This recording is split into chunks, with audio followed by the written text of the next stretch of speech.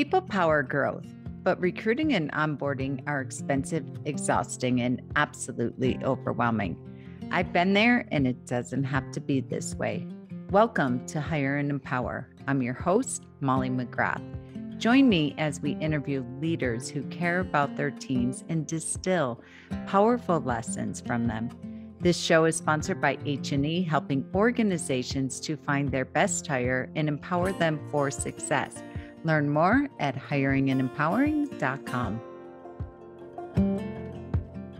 All right, gang, guess what? We are talking today about the case for virtual co-working and how to build a connected remote culture.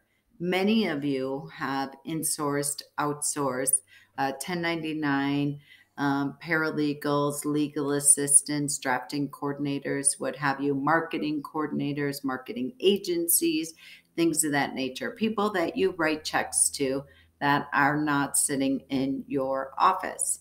Some people that are on a hybrid model, maybe come in 2 days a week, 3 days a week, what have you. I cannot tell you how many firms that I manage and work with. And so often the problems in the organization are the virtual employees and or the 1099 contract employees, not because they're not good at what they do, not because the human being is a problem. It's really the framework that you have set up in regards to collaboration, connection, community, in addition to accountability, KPIs, tracking, what have you. But so often there is really no intentionality or structure for a co-working environment, for a virtual environment, and it is not going away at all.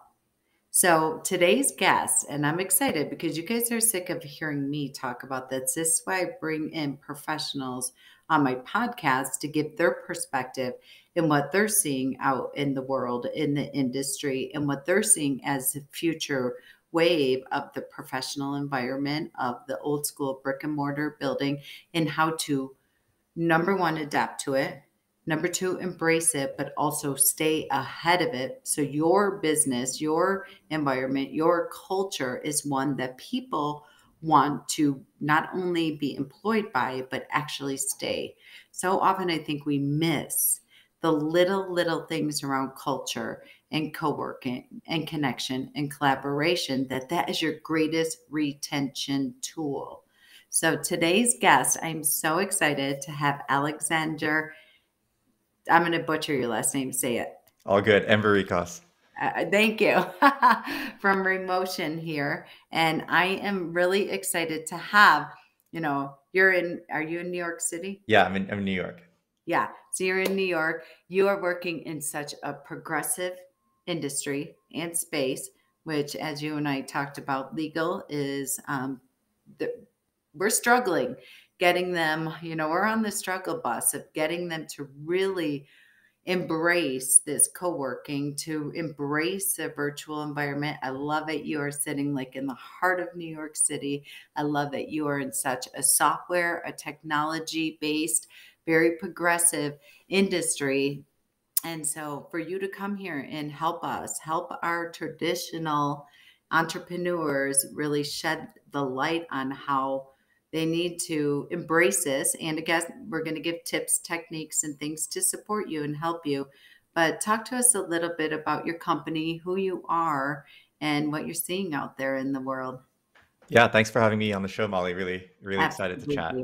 By the way, I love the title of the podcast, Empowering and Hiring. I think empowering is like really what we're about at Remotion. And hopefully if any of you listeners come away with one idea from this podcast, it's the idea that actually your employees and even your contractors can do a lot more than they might be doing for you right now, if only you can empower them, which is create a context where they can do what they want to do for you, and then basically get out of their way. So a little bit about me. I'm the CEO of a company called Remotion. So I'm a tech entrepreneur. We're a software company. And Remotion is what we call a virtual office. So, if you're thinking about like, we used to have an office, it was great. The team would naturally work together well. And then we felt more connected when we had an office, and now we don't have one. Well, a virtual office is our take on the best parts of the physical office. What can you do when you're actually remote or hybrid? how can you involve the people who aren't coming into a physical office anymore? That's a virtual office. Mostly today, I don't really want to talk about the software. If you want to check it out, go to remotion.com. But today, I'd love to share some tactical like techniques that we found that anyone can do, regardless of what software they're using, if you're using any video chat software at all. And basically, what we spend all day thinking about is what is the biggest thing that teams miss when they let go of a physical office. And maybe they did that for good reason, like they were doing it because they want to give their employees more flexibility, because they want to hire more easily, or of course because of COVID restrictions. What's the biggest thing we lose? And I'd say the biggest thing that you lose when you let go of the office is people talking to each other outside of their transactional work. Today, remotely, we're still able to do a lot of our work on computers. We're still able to get into meetings, but the casual conversations that people had where they ask about their dog or their cat or their family or their kids, that's how people get to know each other, and that's how people become friends. And ultimately, when people get along, they work better together and they retain better. And that's what we're focused on. Yeah, and I love that you even just talking about your cats, your dog, your kids, what have you. So often I get phone calls way back before COVID from lawyers, attorneys, and they would say, how do I get my team to be more productive? They come in the morning and they're sitting there chit-chatting about Survivor last night or The Bachelor or whatever it is, or what they did over the weekend. And they spend the first 15 minutes doing that, what have you.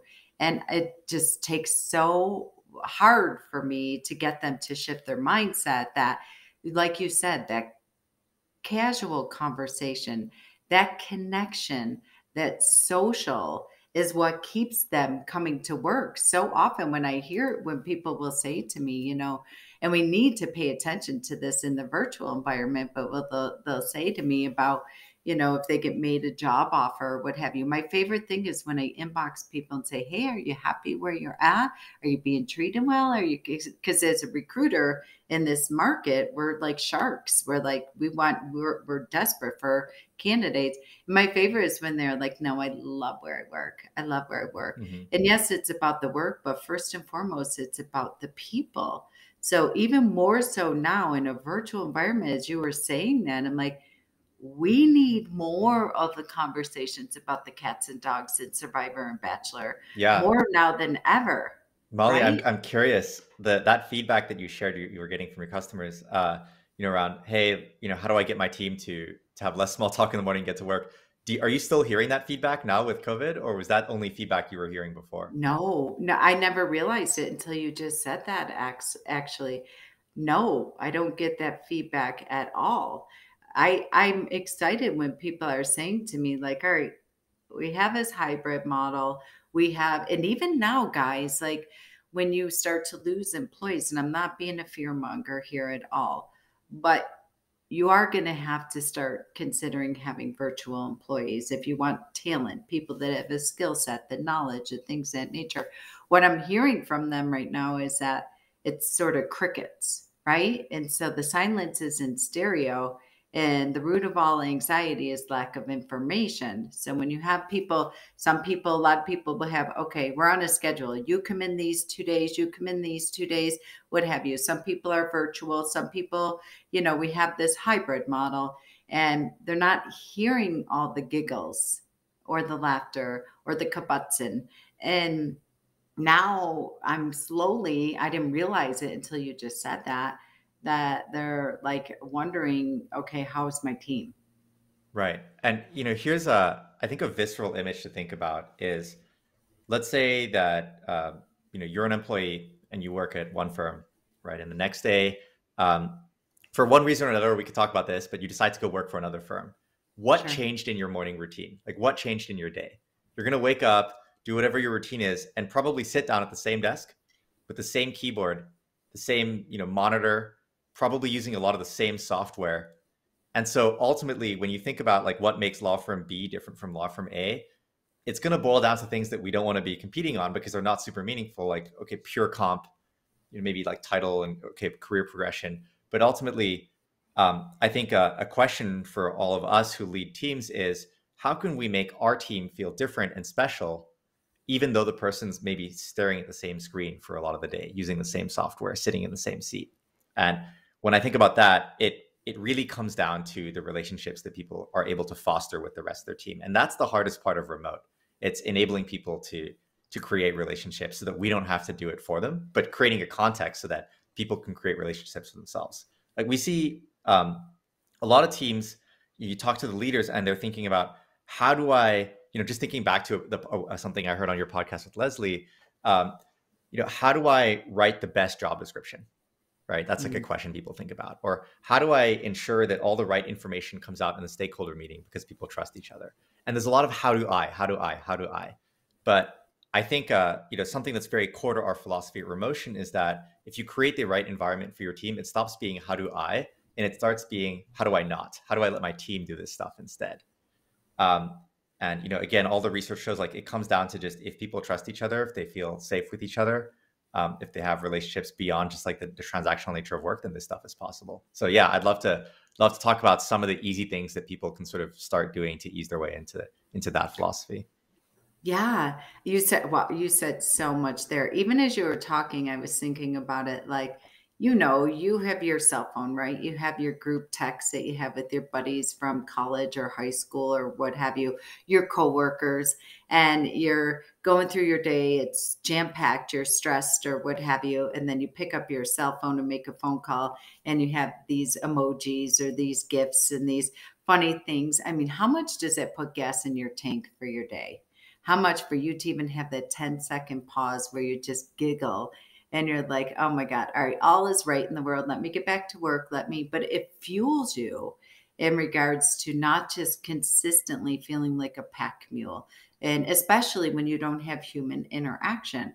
I mean, that's what I love about texting more than anything are the goofy little, quotes and things of that nature that I get from even my coworkers or my, my attorney friends that I have or my employees. It's those things that you have to start paying attention to because it's stuff like that. I mean, think about it. You're not going to leave the job. Those are the things that are keeping employees engaged. Those are the things that are keeping employees from not taking someone else's job when I try to poach them away or steal them away or what have you, because the market's so tight. I had a candidate yesterday that is willing to take a $35,000 a year pay cut to go work for one of my attorneys. And it started off with me doing a Zoom interview and selling the firm, right? Then they did a great job of selling themselves on their website with communicating their culture and what have you. So their branding and their marketing's working. But when she went into then she gets on the Zoom interview with the attorney and me, and he fell in love with the attorney. He's funny. He's engaging. He's describing what they do during lunch break, what they do for happy hours and stuff like that. And then she walks into the office and then she came back and she's like, I have to have this job. That's amazing. And yeah, I love what you're saying. I think that's spot on.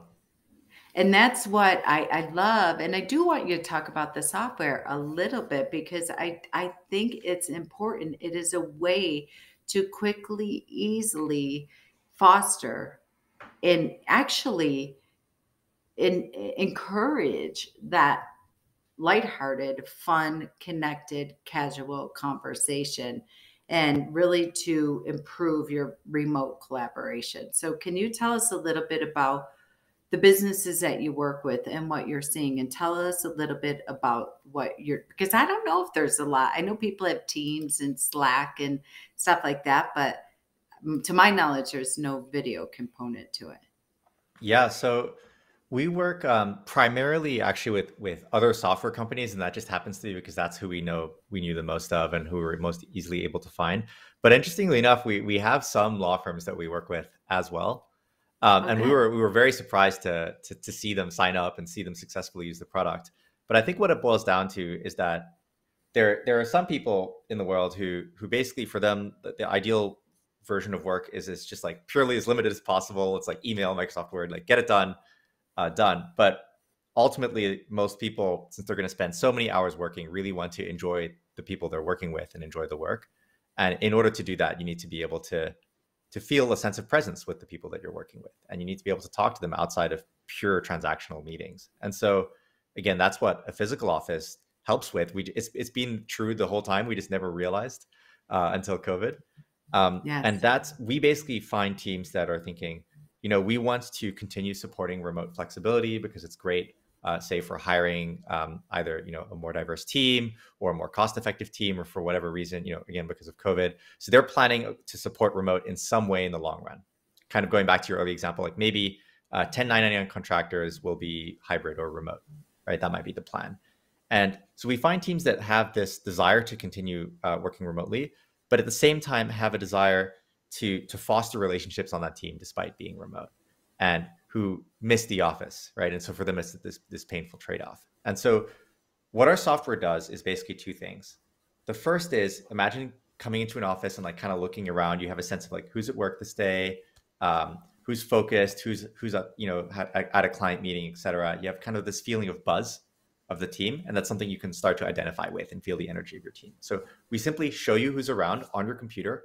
When you install our product, you get this little sidebar that shows your team and the people you work closely with.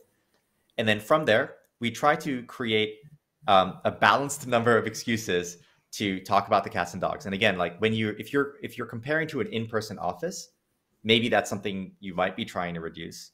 But when you're remote and it's, as you said, the silence is in stereo, that's actually something you need to increase. So it's a different context. And so we try to create excuses for that. And the main way, the best way we found is something you can do even if you're not using our software, and that's virtual coworking. And so for any of you, say, who have employees now who are primarily remote, and you're realizing like, hey, I don't know this person nearly as well as I know the rest of my team. And I don't even know if they like this job. I don't even know if they're going to stay for the next year or two, or maybe they're going to quit next month. This is something you can do with them. And basically, the idea is set up some kind of call. Doesn't have to be, ideally, not even a video call, some kind of video call. Some kind of audio call. And sit in a room with them on mute and don't have an agenda. And just do your work separately. But say, hey, if you want to talk about anything, be it cats or your work, unmute and we can have a casual conversation. So that sounds scary to most people. So there's actually different flavors of this that can make more sense. So let's say you're an entrepreneur, you have 4 1099 contractors you're working with. You can do something called office hours and say, hey, from 11 to 12 a.m., we're going to do office hours in this call. I want everyone to come in and just sit on mute and unmute if you have a question. And you will be amazed at the number of questions or thoughts that people had that they weren't sharing over email or over your mandatory meetings, your stakeholder meetings, that start to come up during office hours. So, that's one flavor you can try. And just to give you an example of like a completely opposite thing you could try, let's say you have a few full-time employees and a few contractors who are kind of working together. Put them in a room that you don't even join and just say, hey, I want you to work together for an hour and just feel free to unmute if you have anything to talk about. But this is mostly you're going to be working on your own stuff. And that will, all of a sudden, you'll start noticing, if you ask people how it went, you'll start noticing that people were bringing up thoughts, bringing up questions, getting to know each other as though they were maybe at a happy hour or something, but while still getting work done. I love that. And I'll give you an example of something I did last week, and I didn't realize that. I was working with a law firm with their marketing coordinator, and we were trying to get copy out for an event we were launching. And we were going back and forth on email. We hopped on a Zoom. I actually picked up my phone, put Spotify coffee house music on. And for 15 minutes, I'm going to set the timer for 15 minutes. I took my phone. I just put it on top of my computer. I played the coffee house. I'm like, all right, you write the bullet points that you think of the benefits of the feature. I'm going to do it. And then when the timer comes off, we'll come together. It was amazing. It was so much better than working separately together. And then we bantered back and forth.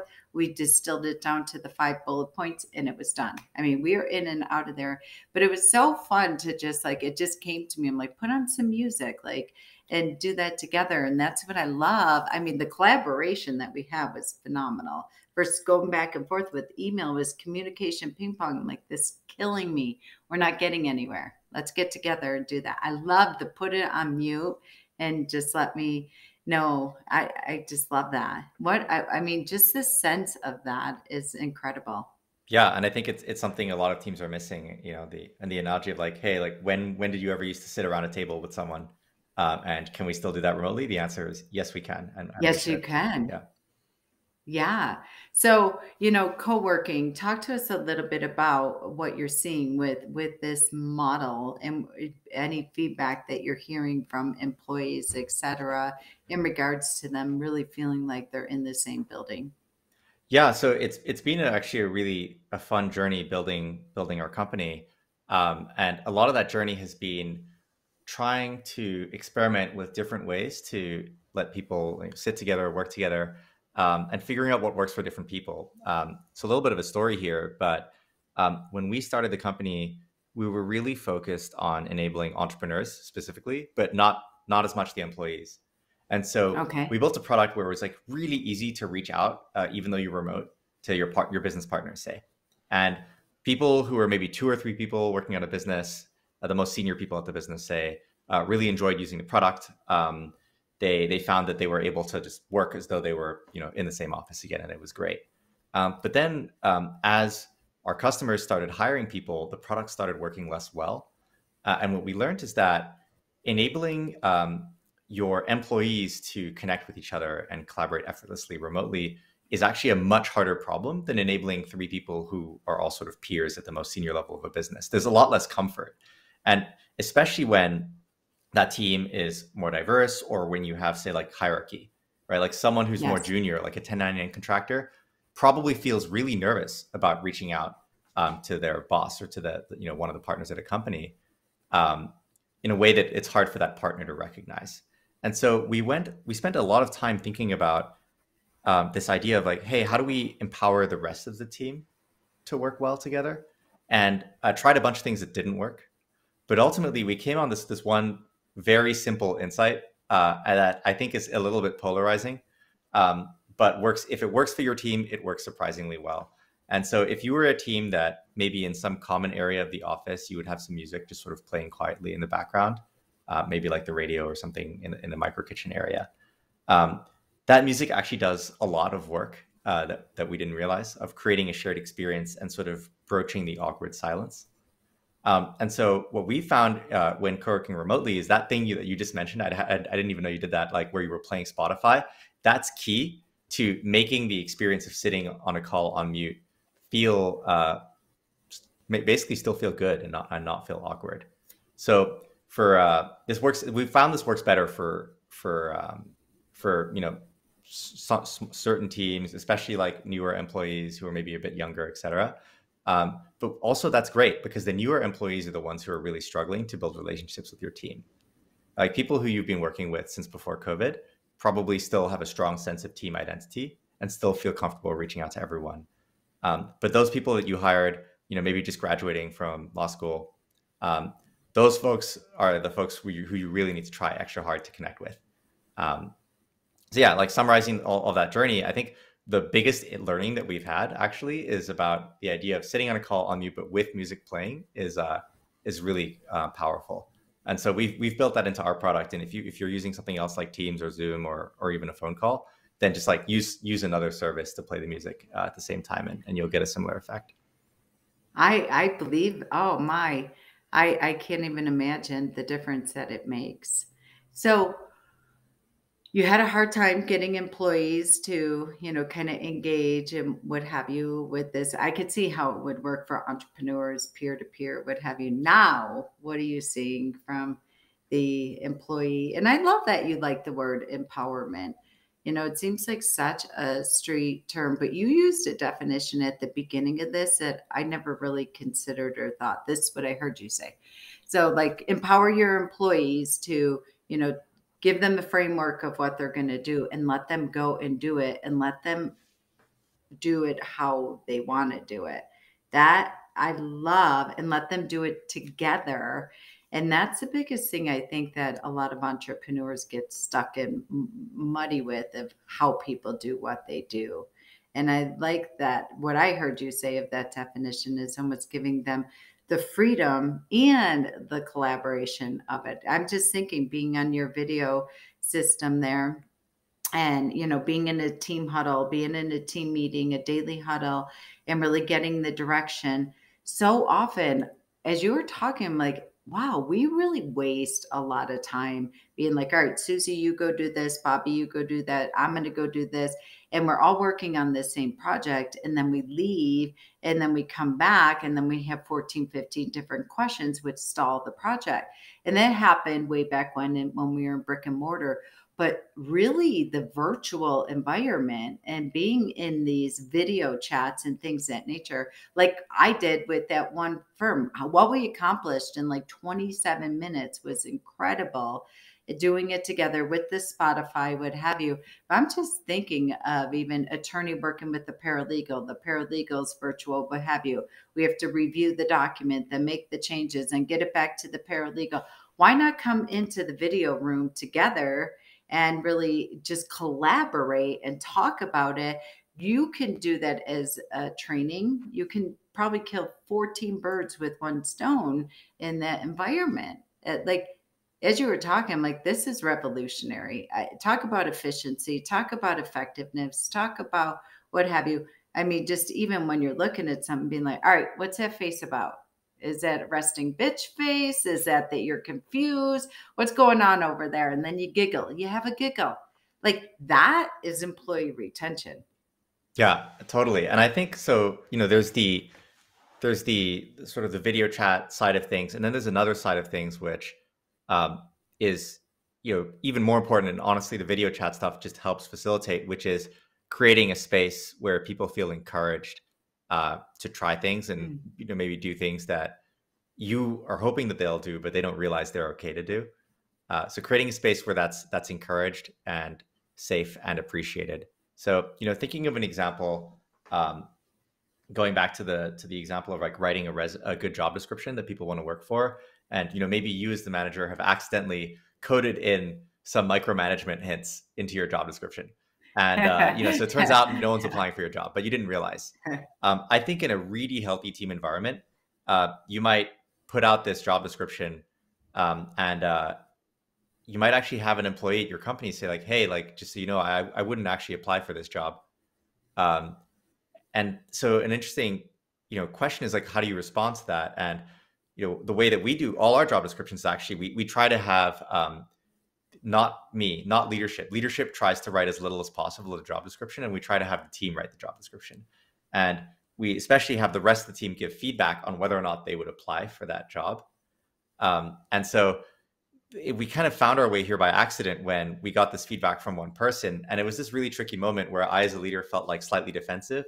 I'm like, well, we need to have this part in the job description because otherwise it won't be accurate. But ultimately, we kind of worked our way around that and tried to react as positively as possible to that feedback, even though it was unexpected. And debriefing with that employee later, what she said is that, hey, like, I feel like you as a leader do a very good job of whenever I bring up anything tricky or that's broken at the company, you encourage me and thank me for bringing up that broken thing and ask me what else is broken and then let me go fix it. And I think that that's something that we can do in a number of places where, we can try to notice, maybe, taking a step back and like thinking about my own journeys. Like starting this company, I'm a first-time manager, first-time entrepreneur. And when I first started, I was sort of assuming that everyone was like me. Everyone was the type of person who would start something new right at this point in time in their lives. And so I would wonder like, well, why isn't someone doing this thing that's beyond their job description, but it's just obviously useful for the company? And at first I was thinking, oh, it's just because we're different types of people. But then I realized like most of it was actually my fault as a leader because I was holding people too strongly to the thing that we'd hired them to do. And actually they wanted to do that extra thing. But in exchange, I would have to respond really positively to the challenging feedback that they brought up. I should give them room to do it, give them appreciation for it. And importantly, say, hey, if you're going to do this extra thing that's good for the business, maybe, you can do a little bit less of the main thing that I hired you to do. And so going through that journey for me has been really powerful. And now I try to apply that everywhere. So I lost a little bit of track of the original question, but no, I guess that's my definition of empowerment, really, right there. It really is. I mean, it takes a lot of flexibility and courage and coaching and My favorite thing in this podcast right now is your acknowledgement, and then your second question, what else is broken? That I can imagine as an employee for them to come and say, this is tricky to bring up, what have you, but here's what I'm noticing. And then for you to say that powerful, insidious, subconscious question of what else is broken, guess what? They're going to walk out of there and they give an opportunity, whether they have an answer or not. If they're like nothing, but now everything that they're doing, they're going to be looking for loopholes and potholes. And they're going to be on a mission to come to you and bring to you. Their new title is quality assurance and quality control. Like they're going to be looking everywhere to be like, all right, I found something else. Our intake process, our, delivery or fulfillment process. How exciting is that? That I think is the best definition of empowerment I've ever heard. So thank you. Yeah, great. I mean, it's been really, I mean, I think for me, just like a massive unlock to start approaching things in more ways. And just, I realize like a lot of this is it sounds like there's only one way to do it, which is to wait for people to bring things to you and then react positively. But I think there are a lot of things we can do as leaders to structure the environment to make this all more likely. Just a few examples here of things that are very easy to do. What we start every Monday, we have sort of a team-wide meeting where we talk about our plan for the next 2 weeks. And one thing we started doing that sounds small and a little bit forced at the beginning, but is actually incredibly effective, is we end that meeting with a round of appreciation. And so we have a document that everyone adds to Monday morning and before the meeting. And they just add stuff like, hey, I accomplished this, which was great. It's room to brag. But mainly it's room to thank other people for different things. So like, hey, thank you, Molly, for pointing out this thing that was broken is something you as a leader, you could put, right? Or thank you, so-and-so, for really doing an excellent job here. And so we go around and share this appreciation across the team. And what that does is it creates this positive feedback loop where whenever someone helps someone else or identifies something else, they get that public appreciation for it, which not everyone loves, but is generally a good thing to culturally promote. And it gives you as a leader the opportunity to really shape culture by like thanking explicitly for things that maybe other people wouldn't expect you to thank for. It gives you room to say that. Yes. I love I'll give that. you one. And it's such a great, go. Well, just give one last thing that I think is really powerful that we do is through one-on-ones, my business partner and I try to identify like what things people are noticing are broken. So that's very normal, right? But everyone is more acutely aware of some problems in a certain space than others, right? And so what we've tried to do is figure out who's most passionate about solving this type of thing, who can't stand inefficiency in meetings, right? Like who can't stand that we aren't socially connected, like various things. And what we do is we actually appoint those people to have like kind of a secondary role, which is like, we call them SARs, like your Russian SARs, but you could call them whatever you want, like leaders. So we have like a culture leader or like we're an engineering company. So like an engineering retrospectives leader, and basically encourage those people to run their own processes on company time to improve the whole thing. And again, when you give people like that sort of official mandate to go fix something, you get a lot more results out of it. And then people start thinking, well, hey, we have someone who's like working on this thing. I want to work on this new thing. What do you think? And then, basically you just say, yes, go for it. Fix this other problem. Oh my God. As you were saying that, I love that because there's somebody who's, responsible for social connection and culture and what have you, and somebody who can't stand inefficiencies, right? So I'm thinking about your Monday meeting that you have. I would be the person that would be head of inefficiencies. Like, I'm like, all right, we have 59 minutes left. Here's our agenda. We're not, what have you, which comes off a little bit brass and bold and insensitive and lacking compassion. But if I have my social director there and somebody who's really responsible for that, and I know that, they're going to hold me accountable to be like, all right, there's a time and place for water cooler conversation. We need this, what have you. And it's not inefficient. It's actually very efficient. And here's why. So having that dance and having everybody within their unique ability, within their genius zone, and making certain, I love that, and empowering your team to do that. Even your acknowledgments, because I don't want to miss this. Doing that, right? So as a leader, you're thanking Susie. Hey, Susie, thank you for bringing the awareness to the breakage in our intake process and how we were missing, 10% of our phone calls, or we weren't, we were letting people off the hook too easily or what have you, or we weren't doing the follow up on leads or whatever. Thank you for that. Right. Well, you have, Susie Quiet in the corner who's responsible for bookkeeping or what have you. And she hears you say that, at the core level, we're all competitive a little bit and we all want to be difference makers and helper. So in regards to that, it might be 2 weeks, 3 weeks, it might be 4 months, but the consistency and persistency of that being within your agenda. And then you got Susie Quiet, who's bookkeeping and says, I just want to let you know, bringing stuff to you. You're giving people permission. You're giving people permission that we want your opinion. We want your insight. Your voice matters. And then when you do the public acknowledgement, it's authentic. It's real. It's not fluff. It's not what have you. And when you do it consistently, I can't imagine what you would see for somebody who's a new employee and they don't even know where the C drive is, but what they come to the table with 2 months, 4 months, 6 months later with. Yeah, That's exactly. great. And like a lot of what you just described happens at a lot of companies in one-on-one conversations, right? You have like the stakeholder meeting, and then after the stakeholder meeting, someone comes to you and is like, by the way, did you know our intake process is broken? And I think most well-run companies, they'll realize that in the one-on-one conversation and they'll fix the problem, but it'll end there. Yeah. And so you lose the amplification that you could have if you close the loop and then broadcast to everyone like, hey, so-and-so figured out the intake process was broken and that was amazing. And now we fixed it. Yes. And basically take the progress that you made. And I think you said in one of your podcasts, like, progress makes happiness. Yes. But it only does so if it's shared, right? If no one knows about the progress, then you're not going to be net happier because of it. So just, amplify that progress. Oh, I have to give credit to Progress Equals Happiness to Tony Robbins. I saw him speak a couple months and he said that at a keynote speech. And I actually said it again this morning in a coaching call. And something else I want to highlight. Oh, I also did a podcast called The Meeting After the Meeting.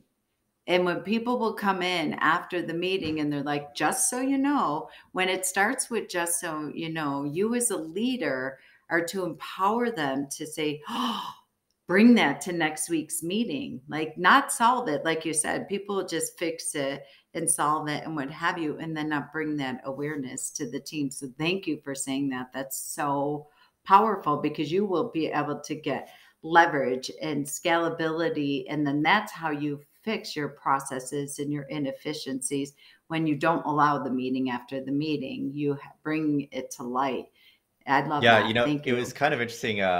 You do the meeting after the meeting. I think I listened to that, and I think I have a slightly different take from you on the meeting after the meeting, which is I'm curious what you think. So I actually think it's a good thing that the meeting after the meeting starts. The question is what we do with it. So I think I agree with you. Like if I think it basically just as a leader, it's like almost impossible to run like a team meeting or a stakeholder meeting and have everyone bring up everything. There are a lot of things that are tricky to bring up, like if maybe a one-on-one thing, or if someone's always late to work. I don't know if we want to shame them in the meeting versus bring it up privately and then decide what to do, right? So I think it's natural that a lot of things maybe people only realize later, like you meet someone in a water cooler type situation, and then you remember like, oh right, there was this thing. And so that's always going to happen. But then the question is, what do we do with that? And I think if we can close the loop to make sure that that information is then surfaced broadly to the rest of the team in the right format and right forum, and then that whatever progress we get is celebrated across the whole team, then I think actually the meeting after the meeting can be very healthy, and it's not necessarily something to avoid. Yes, I love that. Thank you for that. It's exactly because you want that open door policy. You want people to come to you, and it's a matter of what you do with it and not in empowering them to help with the solution, to come to you with proposed solutions and problems. So great point. Yeah. Like the sort of a model that I'm aspiring to be. I definitely don't embody this yet. Of a leader though is basically like an amplification machine. And so a bunch of stuff comes to you and try to generally not be negative about anything, but be selective about what you choose to amplify. and empower and encourage, right? And so taking the meeting after the meeting as example, some things will come and you'll just be like, okay, good to know, but like kind of, not really push further. And then sometimes something will come and I view my role as leader is basically to say like, hey, that's incredible. Like, can't believe we didn't realize that. Like, let's go fix this. Like, do you need help to fix it? Like, what do you need?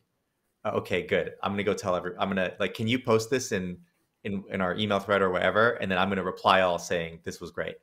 And basically as a leader, we get all these inputs and we can just decide which things are we going to amplify and push to the whole team. And if we can do this, we can eventually create all these positive feedback loops where, again, coming way back to the idea of empowering people, most of the company is really building itself and we're just deciding what to boost. I'm a huge fan of creating your own language within your culture and having these buzzwords. And I love that one. Like, does this require amplification or not? I love having these little catchphrases that you can empower your team with, that you can have as a culture. And I love that visual. I think that's great. All right. Tell our listeners, Alexander, how they can get a hold of you. Of course, I'll put it in the show notes. I love your blog. I love everything that you are doing. And if they want to explore using Remotion with you, how we get a hold of you. Yeah, definitely. So our company website is remotion.com. That's remotion.com. So check us out there. Check out also the blog is just remotion.com/blog. I'm on Twitter for those of you who use it at Embirico. That's at EMBIRICO. And you can email me. This is probably the best thing for everyone. Just email me. I'm alexander@remotion.com. And I'd love to hear from you. Right now, we're just beginning to spread the word about the product in early phases. So if you're a law firm that happens to use Macs, we're ready for you right now. Shoot me a note and we'll get you into the beta. And if you're on Windows, we're working on that and we'll have it for you soon. But yeah, in a nutshell, check us out at remotion.com. All right. Thank you for being our guest. Thank you very much for being a leader, leading leaders. I'm so grateful to speak with entrepreneurs and CEOs such as yourself that really believe in the empowerment and creating a culture of collaboration, empowerment, and fun. We've reached the end of another impactful conversation on the Hire and Empower podcast. Whether this was your first episode or you're a longtime listener, I know you can tell I have passion for people. Whether you're a business owner, employee, executive, or hiring manager, I understand the situation you're in. Hiring, onboarding, and leadership is expensive, exhausting, overwhelming, and if that's not enough, it's also time-consuming. My friends, it doesn't have to be this way. There is a team at H&E that has your back. For over 25 years, they've transformed over 4,000 law firms into efficient, effective, profitable assets for their business and made it fun to come to work again. Check out our Smart Hire solution, our employee leadership program, and the 66-day law firm turnaround at hiringandempowering.com.